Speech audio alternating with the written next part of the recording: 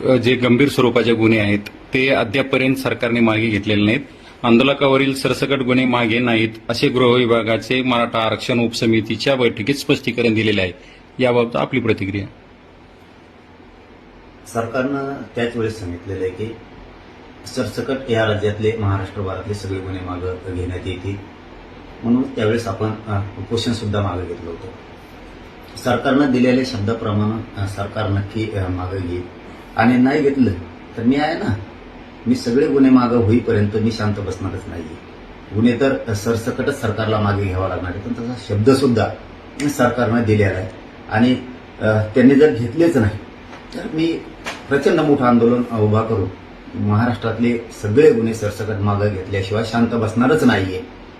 परंतु यातला एक विषय सुद्धा खूप महत्वाचा आहे की गृह मंत्रालयानं देवेंद्र फडणवीस साहेबांना आणि त्या काळात शिंदे साहेबांना दोघांनी पण मला वाटतं जवळपास 1000-1500 गुन्हे होते, त्यापैकी अर्ध्यापेक्षा जास्त हे गुन्हे मागे घेतलेले.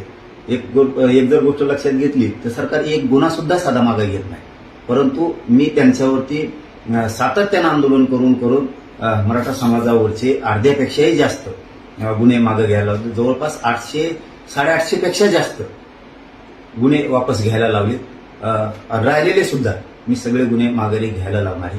आणि त्यातलं एक असं आहे की काही गुन्हे जवळपास 60-62 गुन्हे जे येतात ते सुद्धा न्यायालयात प्रलंबित येतात आणि ते पण न्यायालयातून सरकारनंच ती मागणी केली की हे गुन्हे मागे घेण्यात यावे. ते सुद्धा 100% मागे होणारच आहे. म्हणजे 80-81 गुन्हे राहिले त्याच्याबद्दलचा विषय विभागीय जी समिती त्यांची त्या विभागीय समितीनं अहवाल द्यायचा आहे. त्यामुळे विभागीय समितीनं अहवाल दिला की ते पण गुन्हे मागे होणारच. जरी बातम्या काही अशा जरी आलेल्या असल्या तरीही काय कुणी काय म्हणत त्याला कुणी काय नाराज व्हायची काही गरज नाही, टेन्शन घ्यायची काही गरज नाही. कुणी आपण सरसकट गुन्हे मागे घेणार आहेत हे अंतिम सत्य. मी शांत बसणार पण नाही.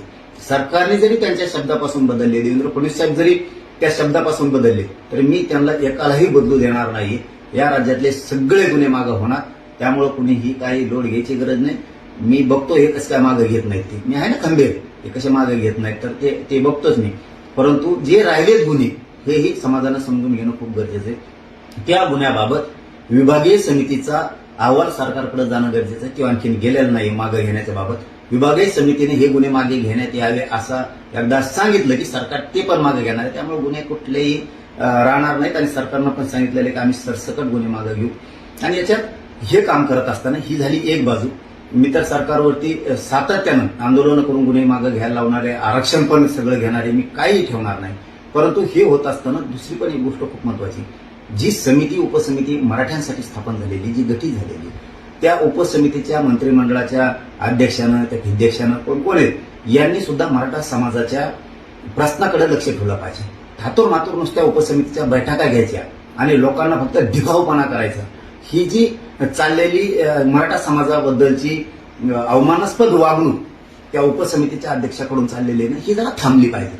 त्यांना एवढी समज पाहिजे की आपण ज्या उपसमितीच्या अध्यक्ष आपली जबाबदारी की मराठा समाजाला न्याय मिळवून देणे, मग तो आरक्षणातला असो, तो गुन्ह्यातला असो, तो सारथीतला असो किंवा तो महामंडळातला असो, याच्यासाठी समिती गठीत केलेली.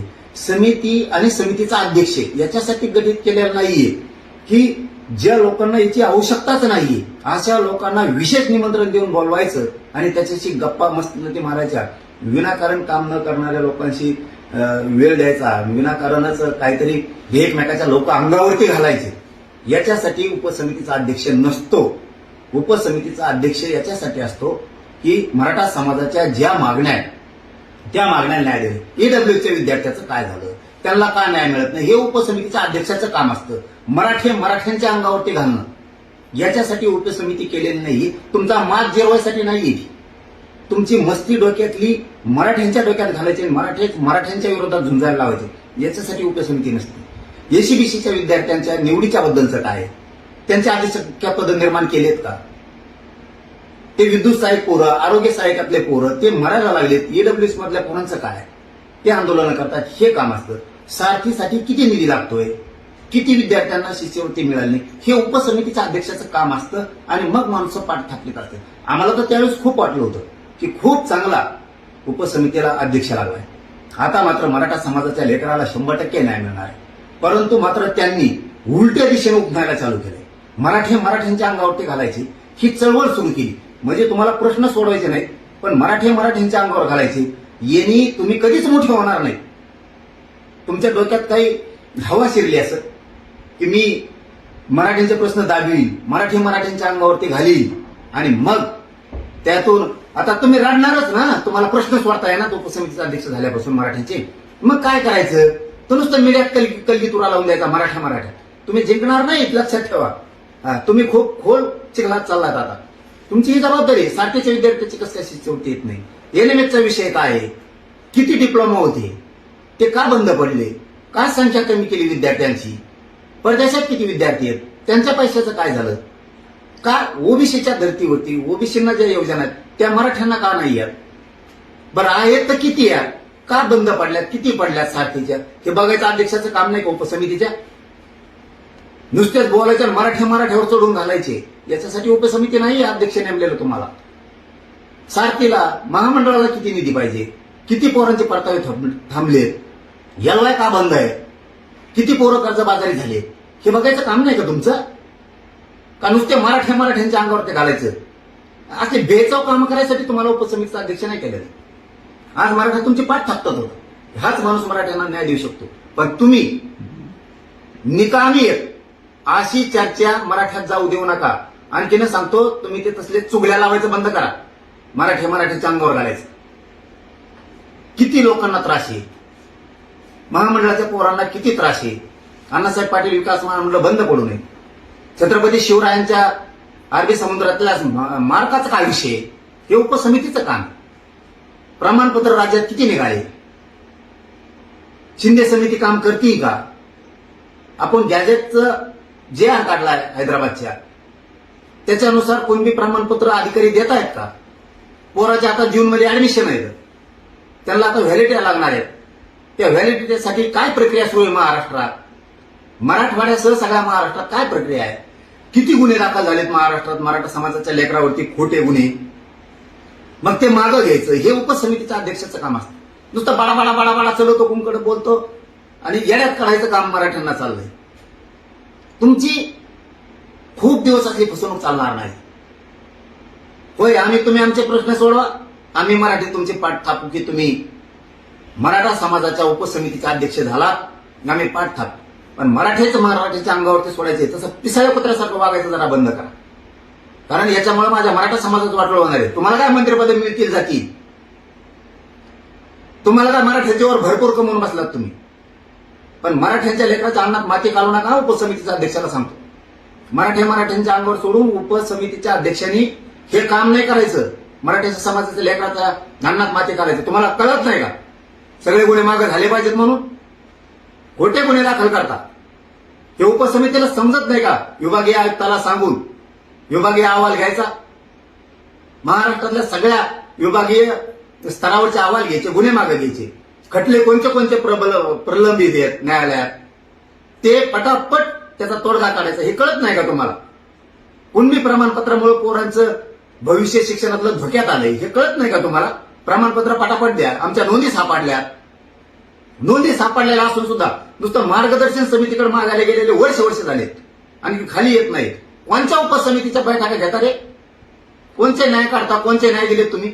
बलिदान गेलेल्या कुटुंबाला नोकऱ्या द्या ना तुम्ही. आणखी याला उपसमितीचा अध्यक्ष नाही म्हणलं जात. मराठाच्या समाजाच्या समितीवरती बसायचं आणि मराठ्यांच्या समाजाच्या लेकराचं वाटोळं करायचं. आज आमच्या मायमावल्यांचे कंपाळ उघडे पडले, तिकडं मराठा आरक्षणासाठी बलिदान गेले. का तुम्ही नोकऱ्या दिल्या नाहीत त्यांच्या? का त्यांना निधी दिले नाहीत राहिलेल्या लोकांना? तुम्ही एमआयडीसीत त्यांना नोकऱ्याला घेतो म्हणून सांगितलं होतं. का जी आर नाही काढला तुम्ही? काय कशाची उपसमिती रे? मराठ्यात भांडण लावायचं काम करता काय? त्याच्यात छातीबडी टाका तुम्ही. मराठी जर एकदा तुमच्या विरोधात बिथरले ना, उपसमितीचा अध्यक्ष झाला तुम्ही, जरा सुधरा. सातारा संस्थांचा कधी जी आर काढायचा तुम्हाला? लोकांना काय पागल समजायला लागले तुम्ही? आम्ही तुमचं वेळोवेळी ऐकून घेतो, होला हो करतोय. नाही, विखे पाटील साहेब आले आता मराठ्यांना न्याय देणार. आणि मराठ्यांना बी आशा लागली होती की आता उपसमितीवरती विखे पाटील बसलेत, आपल्याला न्यायच मिळणार. तुम्ही चाललेलं नुसतं पुढच्या वड्यात आम्ही तुमचं काही ऐकून घेतलं म्हणजे का तुम्ही मराठ्यात वादा लावून देणार काय आता? ते पश्चिम महाराष्ट्राला जे आर का काढला नाही? काय कारण आहे तुमचं जे आर नाही काढायचा? कोणता मराठा उपसमितीचा अध्यक्ष झाला तुम्ही? मुख्यमंत्र्यांनी ती बरखास्त करून टाकावं. उपसमिती अध्यक्ष नको, अध्यक्ष नको. कुणबी आणि मराठा सेपरेट मंत्रालय स्थापन करा म्हणजे आमचे प्रश्न मार्गी लागतील. काहीच काम करण्यात होईल. शिंदे समितीला मुदतवाढ दिली. कुठं शिंदे समिती आली? कोणत्या नोंदी शोधायला लावल्या अधिकाऱ्याला? काय काय उत्तर देणार उपसमितीचा अध्यक्ष याच्यावरती?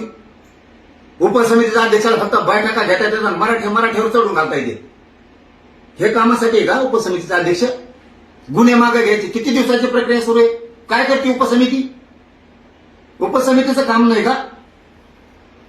आपल्याला उपसमितीचा अध्यक्ष केलाय मराठ्यांच्या सगळ्या जिव्हाळ्याच्या प्रश्न सोडवण्याचं श्रेय उपसमितीच्या अध्यक्षांना घ्यावं. हे कळत नाही तुम्हाला? तुम्ही तर यादीच चालला फितुराच्या. का असं वागता विनाकारण? का मराठ्यांच्या लेकराचं वाटोळं करताय उपसमितीचा अध्यक्ष होऊन तुम्ही? कस काय निर्णय होत नाहीत? का व्हॅलिडिटी मिळत नाहीत? का कुणबी प्रमाणपत्र थांबून धरलेत? अधिकारी तुमच्यापेक्षा मोठे झाले. तुम्ही आम्हाला येणं समजता?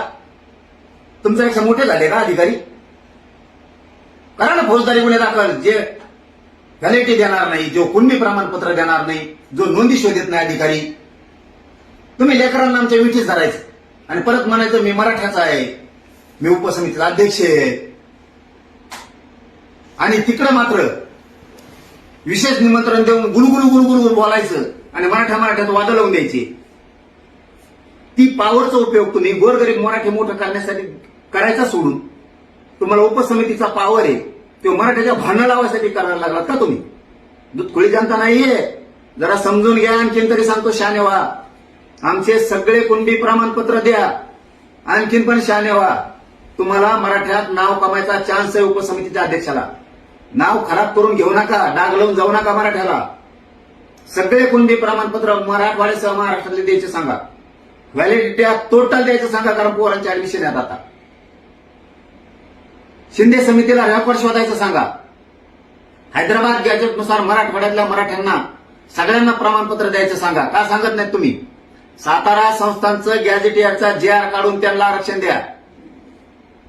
जे पोरं एसीबीसी पासून ईडब्ल्यूएस पासून निवडी होऊन सुद्धा वंचित राहिलेत त्यांचा प्रश्न निकाली काढा. ते रोज आंदोलन करतायत. हे नाही चालत तुम्हाला. गुन्हे किती आहेत ते गुन्हे सगळे मागे घ्या. पाठ थोपटून घ्या ना मराठ्यांकडून. आम्हीच नाव गाजवू तुमचं. या माणसाला मराठ्यांना न्याय दिलाय म्हणून. मराठ्यात किती गुन्हे झाले चला घ्या माग. ही उपसमिती शिफारस करायला असती. उपसमिती नुसती दातडं काढी. भांडणं लावण्यात तुम्हाला मोठे पण वाटतंय का मराठ्यात? हे कामं करा ना. हे कुणी करायची? बलिदान गेलेल्या कुटुंबाच्या लेकरं उघड्यावर पडले. त्यांचा निधी द्या. त्याला नोकऱ्या लावा. एमआयडीसीचा जे आर काढा. महावितरणचा काढतो म्हणले तुम्ही, तो काढला नाही. मराठ्यांचे पोरं रोज हेलपट्टे मारते. जाय कोर्टात, जाय सरकारकडं आणि यांचे थातूर मातूर उत्तर या परदिशी या 13 दिवशी.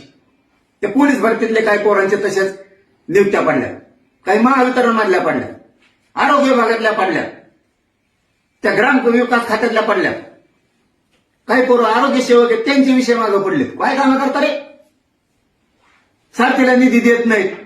कशी सारथी चालवायची? त्या महामंडळाला निधी देत नाही. नुसत्या मंजुऱ्या देत आहे. कसा विषय मागे पडत रे? काय करेल पीएमडी? काय करेल त्या महामंडळाचा अध्यक्ष? वेटीच धरलं तुम्ही त्या महामंडळाच्या अध्यक्षाला सुद्धा. तुमचा लय दिवस चालून देणार नाही मी. थोडे दिवस माझ्या बघतो तुम्ही सोडतात करायचे प्रश्न. मग दाखवतो तुम्हाला सरकार बी कसं गुन्हे मागे घेत नाही ते बी बघतो मी. तुम्ही कसं काय मागे घेत नाही.